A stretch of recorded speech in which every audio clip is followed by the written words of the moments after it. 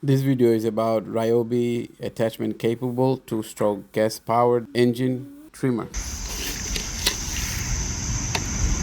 You line it up with the hole and the tap fits right in and just make it tight.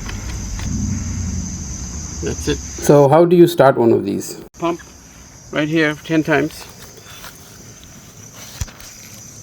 Then you grab these two handle, right? And you pull on it.